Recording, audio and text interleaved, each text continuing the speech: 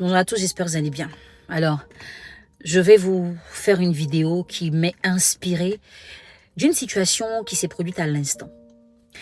Alors, dans l'Essential Box, vous savez qu'on a un partenaire qui propose des produits pour l'intimité des couples, la sexualité des couples. Et donc, notre partenaire a amené des boxeurs pour hommes. La propriétaire de la marque a proposé comme ça à une de nos sœurs d'en acheter pour son chéri. Et elle a dit, je ne connais pas sa taille en caleçon. C'est qui a été un peu choquant. Et elle a dit, mais comment tu peux ne pas connaître la taille de quelqu'un avec qui tu es depuis autant d'années? Et pendant qu'on discutait, je me suis dit, ouais, il faut que je fasse une vidéo pour en parler. Parce que ce qui est commun de voir, c'est que les femmes se plaignent beaucoup des hommes. Et moi, à travers des séances de coaching, je me suis rendu compte que certaines femmes n'ont pas les strictes informations sur leur partenaire. J'ai demandé un jour au cours d'un coaching à une femme, quelle est la passion de ton mari? Elle a dit, son mari n'avait pas de passion. Je lui ai demandé, tu ne connais pas sa passion? Il n'en a pas. Elle a dit, je ne connais pas. Il y a des femmes qui ne connaissent pas la taille en vêtements de leur partenaire. Elles ne connaissent pas la taille en dessous. Elles ne connaissent pas les passions de leur partenaire. Mais ce sont des femmes qui sont toujours en attente. Alors que je le dis bien, toutes les femmes ne sont pas pareilles. Il y en a qui, par contre, maîtrisent. Il y en a qui, par contre, quand elles font un cadeau, elles achètent quelque chose pour leur partenaire, c'est toujours plus beau que ce que lui-même il peut s'offrir. Mais cette vidéo que je fais aujourd'hui, c'est vraiment pour attirer l'attention. Et si tu te reconnais dans ce fait-là, ne te sens pas vexé, ne te sens pas frustré, essaie de te remettre en question tout simplement. On a été habitué à recevoir des cadeaux de la part des hommes. Et même des fois, quand ils ne connaissent pas nos goûts, ils se font aider d'une amie, d'une collègue ou même d'une gérante de magasin pour nous faire des cadeaux, pour chaque fois nous faire plaisir et nous proposer des choses qu'ils espèrent vont nous faire du bien. Mais combien parmi nous avons le réflexe, sans attendre une occasion, de faire cadeau à ces hommes?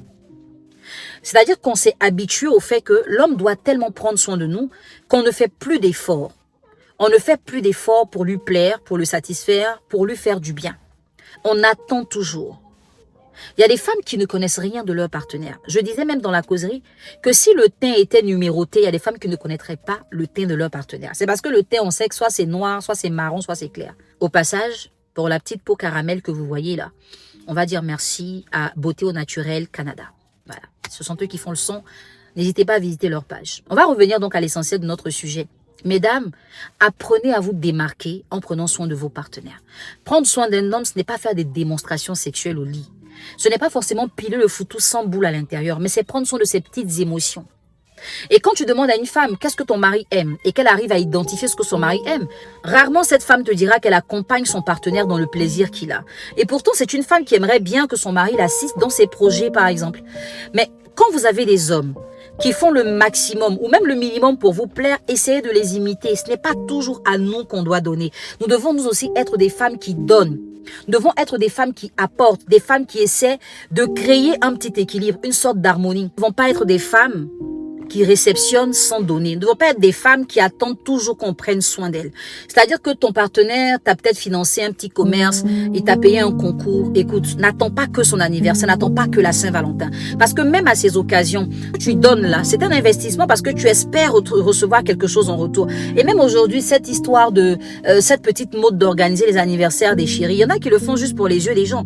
Elles font ça juste pour qu'on dise qu'elle a les moyens de faire. Mais en réalité, des fois, son cœur même n'est pas témoin. Parce que quand elle le fait, dans 2 semaines, elle dépense 100 000 francs pour organiser un anniversaire. Dans 2 semaines, elle demande 300 000. Elle a remboursé plus que ce qu'elle a investi. Et ça, ce n'est pas intéressant. Je me dis, nous sommes des femmes. C'est pour ça qu'on vise l'autonomie. C'est pour ça qu'on doit penser à gagner de l'argent. Pour des fois faire des petites surprises à monsieur. Au départ, on ne sait pas forcément ce qu'il aime. Mais on essaie de faire des petits cadeaux comme ça. Et on voit les réactions qu'il a par rapport à chaque cadeau. Ça nous permet de connaître un peu ses goûts. Vraiment, que cette vidéo-là, vous la voyez comme une exhortation. Que vous ne la voyez pas comme un règlement de compte. Parce que je sais qu'il y a beaucoup de femmes qui sont frustrées, qui n'aiment pas qu'on leur dise la vérité. Si cette vidéo peut te faire du bien, profites-en. Essaie de te racheter, de rattraper les actes que tu as loupés. Ça arrive à tout le monde. Et ce n'est pas une accusation, c'est juste une exhortation. Que Dieu prenne soin de vos relations. Vous en profitez sainement. Et n'hésitez pas à faire des petits cadeaux. Les hommes, ils aiment bien ça aussi. Hein?